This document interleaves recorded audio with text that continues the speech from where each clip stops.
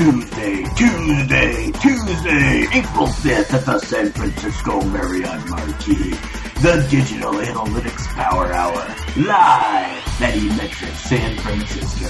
There will be pontificating, arguing, probably drinking, and face painting for the kids. Then Tim Wilson will walk the tightrope over the pit of doom. Be there, April 5th, the San Francisco eMetrics, and live on pay-per-view. Entries are limited to the first many hundreds of signups. Also, no face painting, but it will pay-per-view.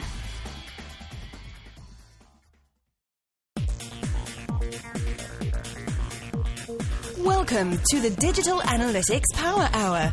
3 analytics pros and the occasional guest discussing digital analytics issues of the day. Find them on Facebook at facebook.com/analytics hour. And now, the Digital Analytics Power Hour. Hi, everyone. Welcome to the Digital Analytics Power Hour. This is episode 32. Why are we here? Where did we come from? Where are we going? Sometimes you just have questions.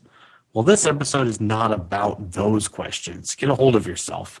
It's about analytics questions, specifically questions from the analytics community that we have not seen in advance. Who can adjudicate this SAT of digital analytics IQ? Well, that's our guest, Tom Miller. He's the analytics practice lead at Digital Surgeons, and he recently started his own podcast called Measured Directions. He's been gathering questions from the community, and this episode he's putting us to the test. Obviously, I'm joined by my 2 co-hosts, Tim Wilson. That's it? Just Tim Wilson? Sometimes I say it, and sometimes I don't. Okay, no, that's good. I am here. I am here and trying to find the mute button so I'm not sniffling all over your intro. And then Jim Kane, the CEO of Napkin. Yeah, give me the intro. That's what time it is. And I'm Michael Helbling. All right, guys, this is exciting. Tom, welcome. Thank you. I appreciate it. We're excited to have you on the show and excited to see what questions you're bringing with you. We literally have not seen these in advance. And to be really honest, I think Tim is the most scared. Well, I've got a set of questions here that I think, might put you guys on your heels a little bit. The idea of me coming on your show is to bring to you guys the format of the Measured Direction podcast, which is a podcast that myself and my co-host just started. And what we're trying to do is do a question and answer audience-driven format for the digital analytics and digital marketing community. I started the podcast because I hate to blog. I think, I've heard you guys separately say that you sort of started this podcast because you hate blogging. You want to be a resource for the community that you're part of, that you care so much about. I owe my entire career to the support of other people within the digital analytics community, and I wanted to discover a way to give back to it. And so that's what I'm trying to do with the podcast. It's audience-driven, question and answer. We pick a few questions each week. We try to get in the weeds with the questions, and that's it. So I'm taking that format to you guys, and I'm ready to get started. Are you guys ready to get started? I just like the fact that this is the first time that I'm not the only one who's totally unprepared. They literally couldn't prepare this time. Yeah, we're flying blind. Yeah, I'm excited. Let's get it going. All right, Tom Miller, the microphone is yours. Awesome. Well, part of the deal with the Measured Direction podcast is if you submit a question and you want us to, we will give you a shout out. So I'm going to give a shout out right now to my friend, blogger, analytics, grandfather of analytics, as he calls himself, Kevin Hillstrom. Have you guys heard of Kevin Hillstrom? Kevin Hillstrom has not responded to my email. That bastard. So wait a Kevin second. Hillstrom of Mind That Data. He's at Mind That Data on Twitter. He's got my favorite digital analytics blogs of all time. He's got a podcast himself, which is always entertaining. And here's his question. Why do you guys keep emailing me trying to get me to come on your podcast? Is that his question? What can I do to make you stop emailing me? Okay. On a way, he's on your podcast, Tim. So here we go. This is a little bit long, so bear with me. or bear with him? Well, I would like it. We need it in a 5-part tweet in proper Kevin Hillstrom fashion. Yeah, that's right. Part 1. All right, here we go. You're presenting information to a team of executives. After presenting for about 15 minutes, your results are being aggressively challenged by the executive team. They are offering you a dizzying array of confusing comments. You cannot easily discern the core reason behind the comments. It might be that the executive team thinks your analysis is just plain wrong. It might be that the executive team is not capable of understanding the level of analytical genius you possess. It might be that the executive team is frightened by the course of action you are prescribing to them. It might be that the executive team are a group of disagreeable, insufferable business leaders. Describe what you would do in real time during your presentation to diagnose what is happening, and then describe how you might modify your presentation style and or core message given your real-time diagnosis of the situation. Sorry, just to be clear, Tom, you're 15 minutes in and you've lost the room. That's basically what you're saying, right? Yeah. Are you talking about me on this podcast? Right now?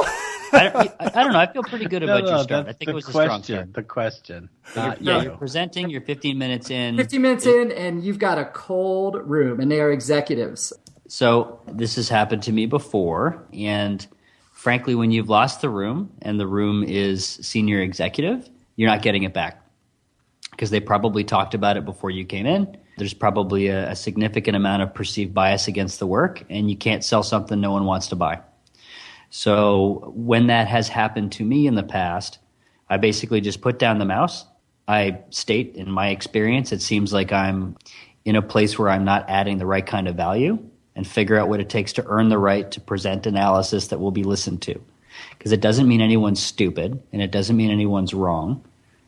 Because when you're dealing with a group of executives, you're dealing with politics and bias and budgets and water coolers and things that you can't control. So I just put a fork in it at that 15-minute mark, and I say, I tried to do this to allow you to do that. And we're not running in parallel, so where did it break so I can go back and try again? And normally those kinds of meetings are scheduled for 90 minutes.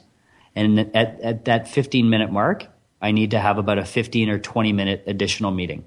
So I don't go, we're going to stay in here for the next remaining time. I go, for the next 15 to 20 minutes, you're going to tell me why you stopped listening. I'm going to go back to the well. We're going to come back again. You guys get a free hour in your day to play racquetball or look at Bloomberg or whatever the hell it is you do. And we try and win again. Because if you don't acknowledge that you're not adding value and learn what you need to learn for the reset, you're just going to spend 5 months of work for 0 minutes of value, you know?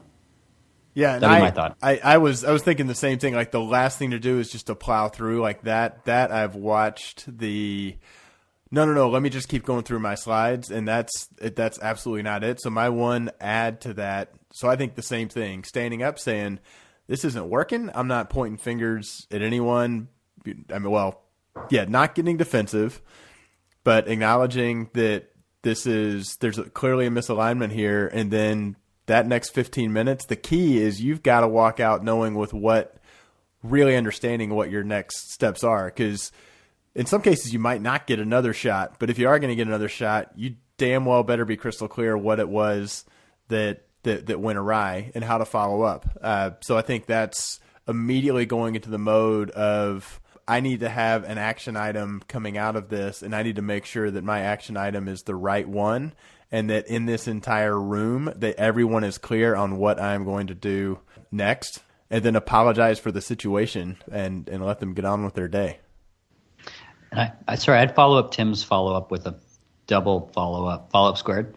And that's that the other thing that you need to accomplish is because you may have lost and you need to regain a phrase I use a lot, which is trusted advisor.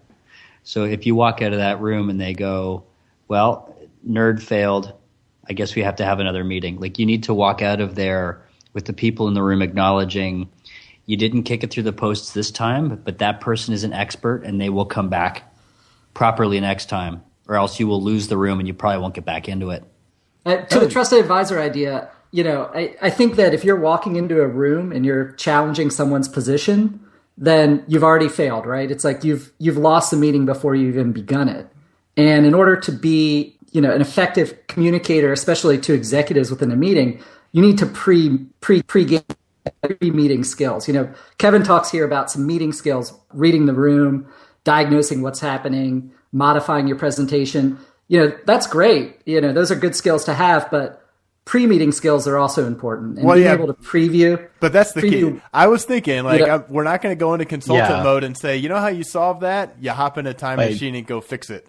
Because that's definitely don't get to that spot in the first place. Usually if you get to that spot, I guess that's true. Right? I mean, there's a fair criticism. Tim, don't go stealing my answer, because that's exactly what I was going to say. Damn it.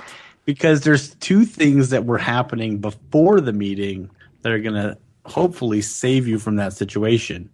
One is you're going to walk through that analysis with other people on your team, and they're going to shoot it full of holes before you ever go in there, so you can identify all the gaps and fix them.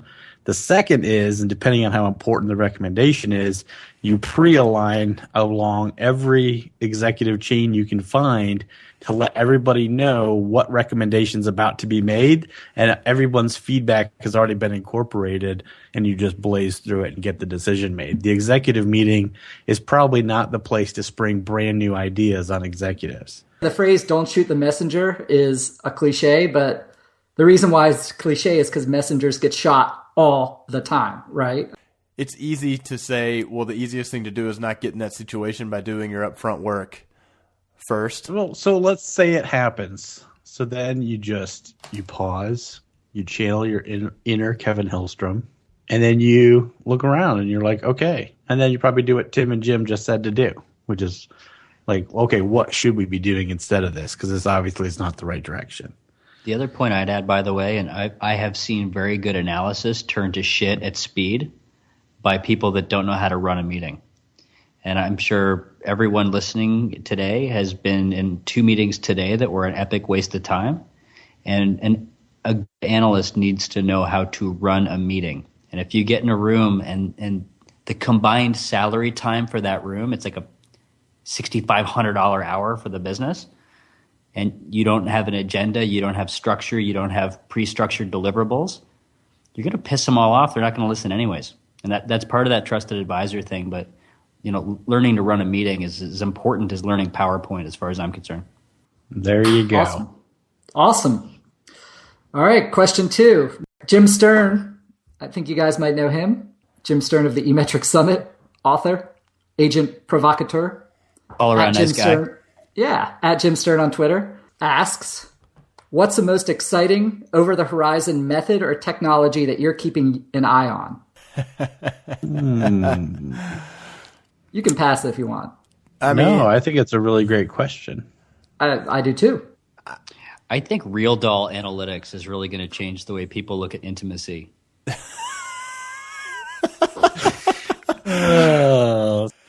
So I will sound a little bit like suspect the drum I'll be beating throughout this year, and it's a little weird to refer to a technology that's 20 plus years old as over the horizon. But I think or call it the broader genre, and Tom, you can probably more eloquently state it. I think I was listening to an episode of the Data Stories podcast with Hadley Wickham, and he was commenting on the explosive growth of use of R. And, he's saying it used to be this tiny little group of people, and now it just seems like people all over the place are using it. And looking around our industry, I see a lot of people using it, talking to actually Jim Stern when he was on and commenting about, it kind of got me thinking how something that might be mislabeled machine learning could actually be, getting out of the web analytics interface, getting out of Excel, getting out of Tableau, and saying, let's put some math on this stuff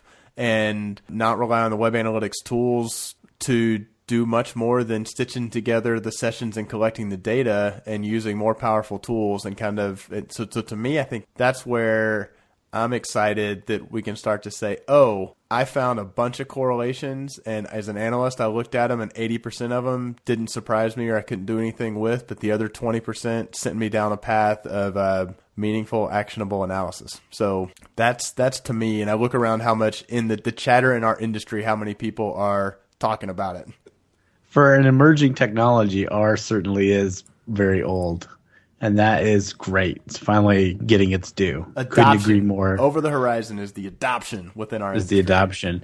So talking about new stuff, now Analysis Workspace in Adobe Analytics has been out for about 9 months or whatever, but it's getting better. They're updating it pretty regularly, and I think it's becoming a more and more central way of using Adobe Analytics to do analysis. So I think that's one for digital analytics people. First time I've ever read business users like really getting in and digging in the data in Adobe is with Analysis Workspace. Yeah, it's pretty slick stuff. The other one that I'm pretty bullish on is Domo. I think there's a real opportunity for that tool to become something very special. And it's for a couple reasons, one really dumb and one really solid. The dumb reason is because it's a company run by Josh James, and he just does a great job of getting people to buy his products. And so Domo's going to be everywhere, and there's going to be a lot of companies who don't know why they have it, but there's hidden inside of Domo some amazing capabilities that as companies learn to unlock them, they're going to get a lot of value out of. So that's what I'm excited about. So I'm not excited about any technology, really. And actually, to go back to Mr. Hillstrom's question, I think there's more than enough tech, and there has been for quite some time. And what I think you're going to start seeing an amalgamation of techs. You're going to start seeing analytics and content management tools start to merge together. You're going to see BI tools and digital analytics tools start to merge together. But the big thing for me is actually, again, per Mr. Hillstrom's question, you're going to start to see analytics be a first-class item in the boardroom. So people are going to stop buying crap in the next 10 months and start having people at the CMO, CIO, CTO level say, this junk we've bought over the last 10 years, how do I win with it? And I actually think you're going to see a slowdown on purchasing, at least on the shiny edge of what the technology space is doing, and more of an emphasis on tactical practical. We're certainly seeing it a lot in our practice. What about you, Mr. Miller? Where I think the biggest thing that I think might surprise a lot of people is automated user segmentation based on supervised machine learning. I think that's going to happen. I think that your discussion of R might facilitate some of that. I think there's probably someone around the corner that's going to pop up and say, you think you know how your audience is segmenting on, say, intent. Let's dump your audience segments into a giant bucket, fire some supervised machine learning algorithms at it. It's not really how it works, but you get the idea, and come up with a predictive model for every user that visits your site, what audience segment they are to be in. Does that make sense? Yeah, I mean, I think that's, we talk about segmentation, but it's always when it's driven 100% from our instincts and experience, which is good. I mean, I like right. When you say supervised machine learning, you got to give it some direction. But when you say, oh, I'm either going to look at what the tool gives me easily, new versus returning, what channel did they come from, recency of visit. If you actually said, I can take a much broader set of collected data and see which of these kind of cluster, and then have my defined outcomes and say which of these segments, kind of ultimately get to the same spot and have some similar characteristics that I could, and then it takes a human being to say, and what can I do with that? How can I treat them differently? Supervised machine learning sounds like a Devo cover band. Just a little side note. So on the Domo front, I think that there's something there to use a cliche that's going to crash a podcast, data democratization. I really do think that there's something to that product that in a lot of ways that has not existed before can bring analytical functions to non-analytical jobs. And yeah, I agree. I mean, I agree with your assessment there. I think they will sell it, and it will have an impact on the enterprise, of the future. I'll just edit that out. Yeah, there you go. Yeah, can't have people concurring. You should just beep out like a swear word, data democratization. How about this? I think it brings data beep. It's expensive. I'm skeptical. And I'm almost always wrong. Plugin kind of sucks. I'll get back. I'll try to start winning you over, Tim Wilson, after I get through my current clients that are using it. Okay. Wait, are you using it or have a license cut all for that it? shit. Just wanted That's to clarify. One follows the other. No, Do you want to data- buy the Brooklyn Bridge? Because I could sell you that. Well, if you can explain how it helps me transport data in a meaningful way across Yeah, the it enterprise. seamlessly bridges the gap between stuff. Same as Domo. Shall we move on? Let's do the third question. We may only get to 3 questions tonight, but And honestly, we only get to 3 episode. usually. we have a backlog. Let's just put it that way. let's do it. All right. Well, this one is more of a question that you might hear on the Measure Direction podcast, but I think it's a really good question just because it's, we will have some theoretical and some practical advice, hopefully. So this comes from Mo Kiss of Datalicious, at Mo M Kiss on Twitter. Our international audience there from Sydney, is our- Australia.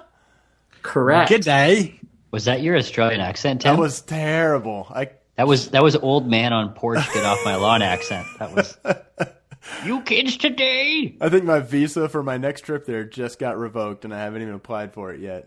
Okay, so this question is it's a good one. I would love to hear an answer on best practice tips for attributing the effect of TV to online behavior. This has been asked in the Measure channel, but a detailed response would be amazing. Well, first you hire a social media company. Then make shit up, charge $100,000. No one will know any better. All right, Tim, what's the real answer? Go ahead. I mean, we've done something. So you can't do it with the available tools that most companies have. You can't do it easily at a national level. What you can do is do it at the metro level. So what you do is you get a metro area that is similar to the metro area that you're doing the TV and radio and print and stuff in. And then you pick certain things that those types of media will influence in terms of web traffic, specifically direct traffic and branded, organic, and paid. So you take those, and then you can build a baseline on historically how much do we get during this period in both of the metro areas that we're comparing, and then what happened when the offline media was in play. Now you can use vanity URLs, but they're bullshit. They never work. But you can use those to get kind of a little sample as well. But again, at the metro level, but it's all inference, right? Like the thing I like about digital analytics is that if you plan properly, a 1 is a 1 is a 1, and you can speak to it with a high level of accuracy.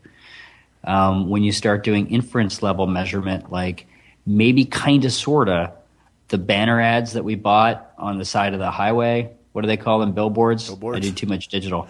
Out of home. Out of home. Those things probably led to people who most likely came to the website. I hate that kind of work.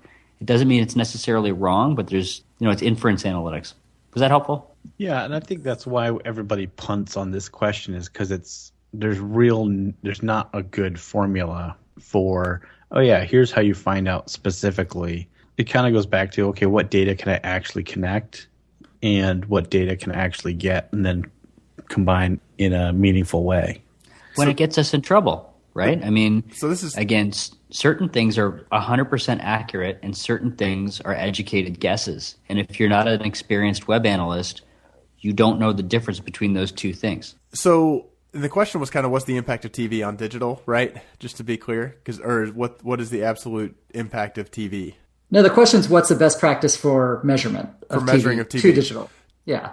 Measuring TV to digital. So I'll give a couple. This will be a little bit like the very first question. That one, planning for the creative. I mean, the number of times that ads, and I worked in an agency that it was just, we could sit at the Super Bowl and just watch ads and see how often the TV creative had no thought of how can we extend the relationship using digital. So if your creative doesn't have, so say vanity URL, that's one thing. But if you go a little bit farther and say you want to have an integrated marketing campaign, when you have and go onto our site to watch the end of this, or go onto our site to configure your own.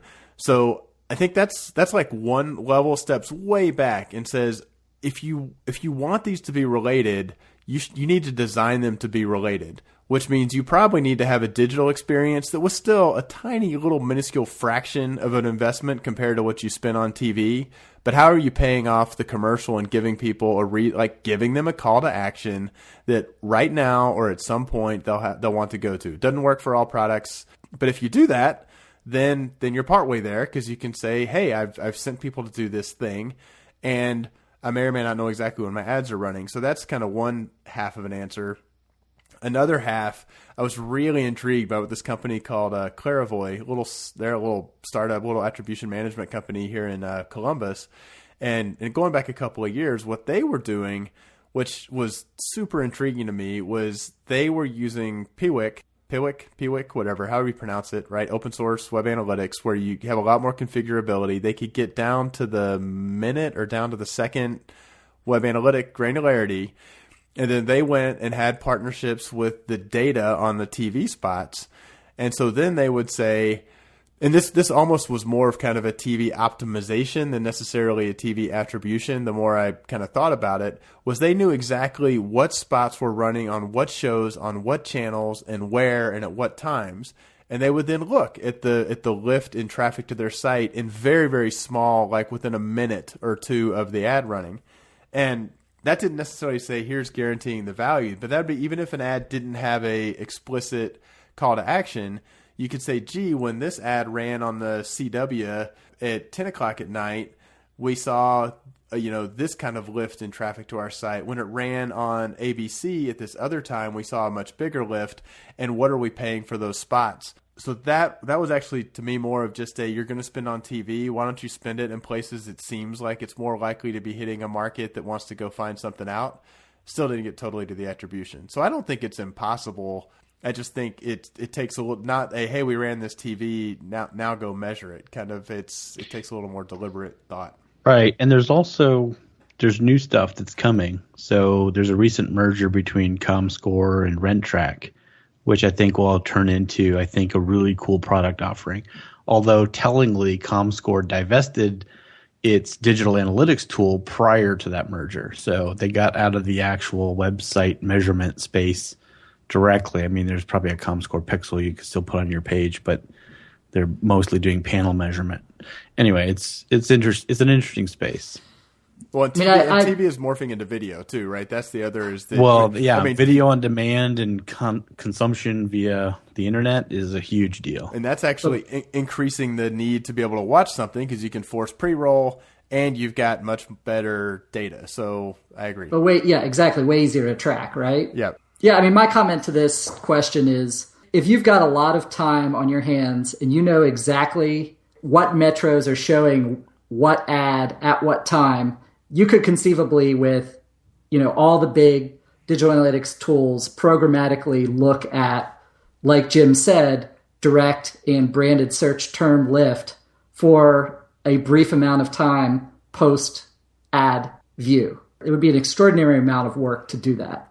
I think the easiest option, and one of the most obvious ones, is voice of customer research. So, leveraging your voice of customer system, however it's configured, to say, how did you come to the site? Why did you come to the site? Did you come via TV, right? Asking that question explicitly. Have you seen our TV commercials even would be a good enough proxy. Now, to Jim's point, it's inferential, right? It's not direct. You're asking people a question, which is always fraught with peril, but it's better than nothing. Well, and I'll say what's kind of nice there is they're already on your site. So if you're doing ad, because right. when they just do testing of creative and say, oh, our ad recall was amazing, it's like, well, so what? If I put a very memorable image, whether or not it can associate it with the brand. Whereas if you're using voice of customer, and if you get ad recall and they're on your site, then that says, oh, the action happened and the ad recall is there. I can infer that there's some sort of link there. Not just I made a memorable ad, but nobody remembers what brand it was for. Yeah, I mean, I guess the other point I would make is if you're doing TV, you presumably have a pretty big budget, and you probably also have a TV agency, a media agency doing the TV for you, and they're going to be able to leverage those tools that Michael mentioned, or an Adometry from Google, something like that, again, it's not going to be a perfect measure, but they're going to want to use something like that to prove their own lift and frankly prove their own worth. And definitely make sure the data says what the executives you're presenting to want it to say. Otherwise, you end up at question number 1. No, I'm just. It's a choose your own adventure podcast. That's right. All right. How about this? I got one more. Let's do one more, but let's add a twist. We can only respond with one word. Okay, so this is Is that impossible? My word's going to be so gross. Mine's just going to be nectarine. One sentence. Yeah, no matter what it is. I got one for you, actually. I got one for you that you guys can answer with one word, and it's great. Okay, perfect. All right. Ready? Do it. So this was submitted anonymously. Why is the conversation around digital analytics so centered around marketing activities? In truth, digital analytics is a discipline that encompasses IT, marketing, and other business disciplines. Is the challenge of siloing a self-inflicted wound? And my one-word response is money. Budget. Inertia. Do we get to elaborate a little bit? I don't know. That's the thing. I was like, I feel like we should now explain why we said those things. That's a really good question, actually. No, it's a really obvious question. Why is it that people are always concerned about where the money comes from and how money is made? Why can't we worry about things that aren't tied to money? Because money, there. That's why. I don't know. See, I get annoyed anytime somebody says, and there's a certain podcast that I really like the podcast that always says, and this is how you advance your career. And to me, like, is that, yes, I personally want to make money, but I feel like when you're just chasing budget, I don't know, maybe I'm still just Pollyanna, that every manager is chasing growing their budget, and we're in a death spiral. We'll never get out of it, as opposed to people actually want the company to do well. Look, if you're not focused on what did we spend, what happened, how do we get more to spend less, there's still a lot of runway with that type of question before we start talking about customer journey and IT empowerment. Don't worry about where the money is. Just try to get some of it. Dollar bills, y'all. Mo money, mo problems. Well, actually, I will say, if we go back and we talked to Gary Angel, and he was making the point that the startups, kind of the Silicon Valley high growth, in a lot of cases seem to be a little more digitally transformed, whereas the older companies, maybe that's really where my inertia is coming from, that if you design from scratch, knowing how today is, you may design an organization and communication great for today, but guaranteed that's not going to be the best thing for 20 years from now. But now you've built up all the structure and process and organizational hindrances, and it's tough to get past that. So I'll give you a troll. This one I love on so many different levels. Here we go. Why is it that every customer analytics job listing that involves the web or apps is seeking someone with a degree in computer science? Google Analytics isn't hard. Oh, that one was definitely by... That's interesting. I don't know that I think that's a troll question. I think somebody is like, you don't need a computer science degree to do Google Analytics.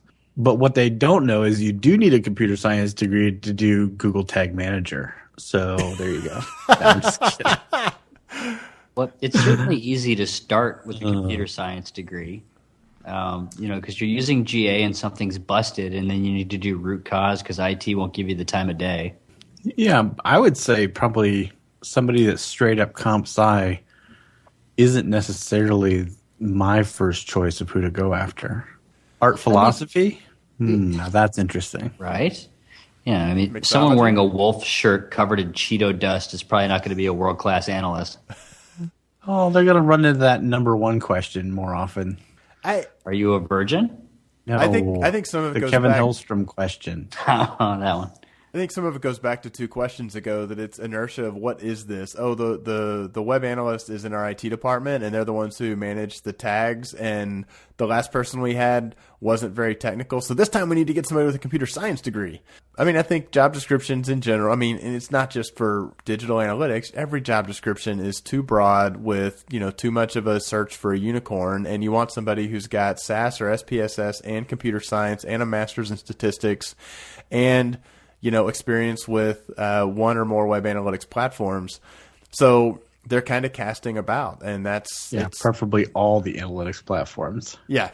So the fact is there are a lot of companies that are desperate to get somebody hired because they either had somebody who was fantastic who moved on to greener pastures and that haven't been able to find anybody to backfill that, or they've got ridiculous amount of work to be done and they can't get anyone in. And I think it's just kind of a spiraling cycle of we've got to get the perfect candidate because it's taking us 1.5 years to get somebody in the door who might fit.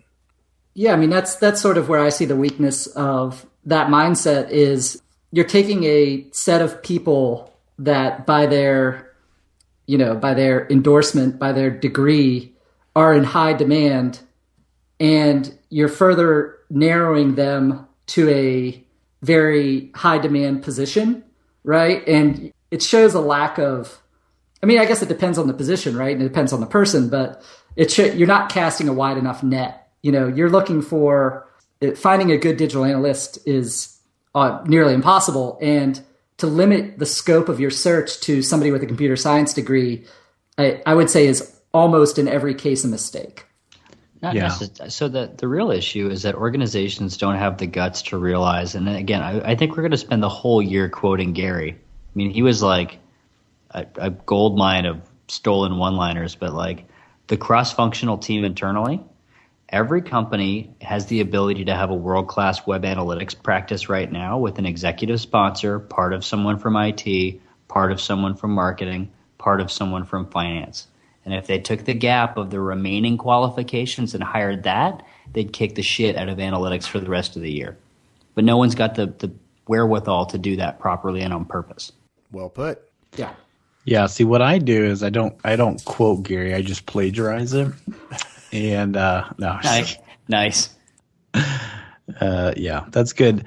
Well, as you've been listening, maybe you've come up with some questions that were way better than the ones that Tom could get.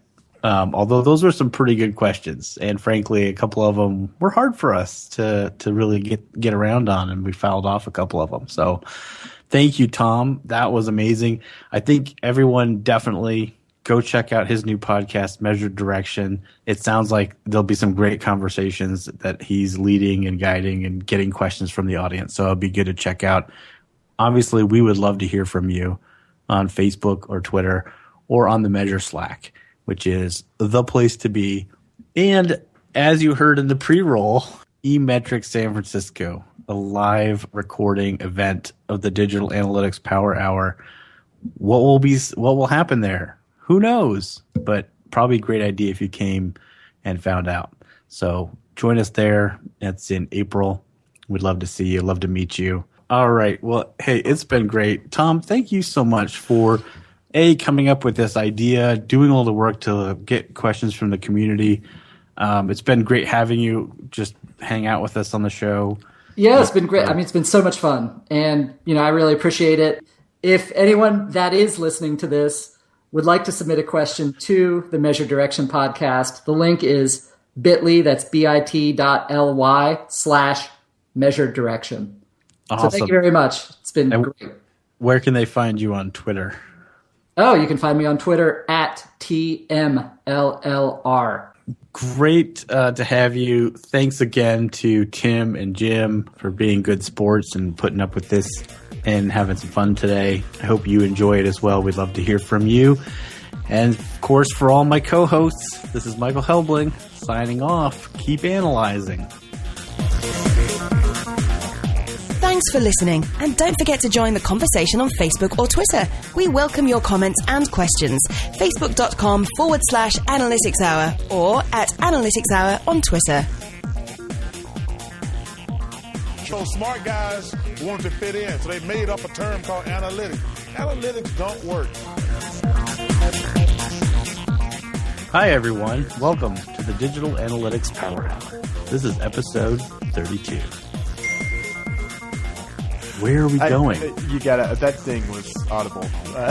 Whose ding was that? I thought that was so magical. It was like perfect for like that sort of perfectly transcendental meditation kind of like everybody focus on.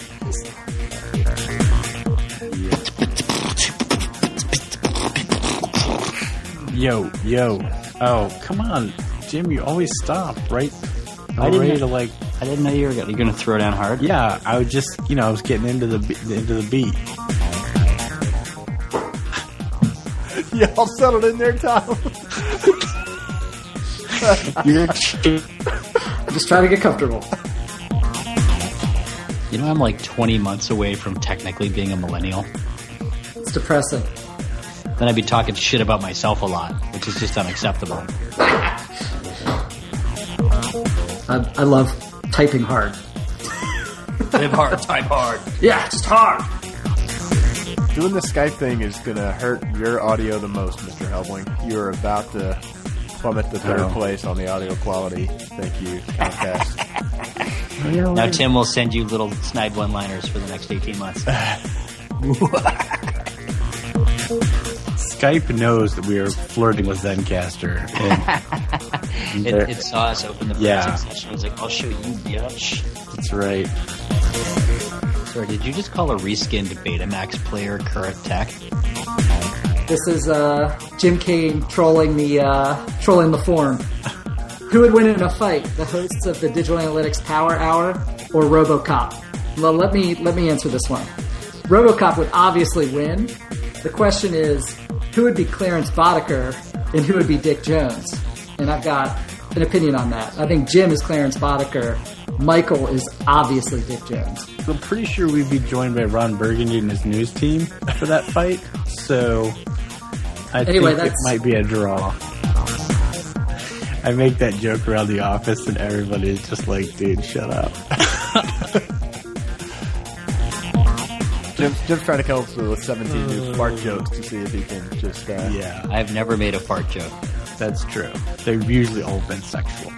So if it's a sexual fart joke, That's the name of my next band. So, hello, San Francisco. We are a sexual fart joke. From Ottawa, which is outstanding. If anyone's listening to this, sorry about that.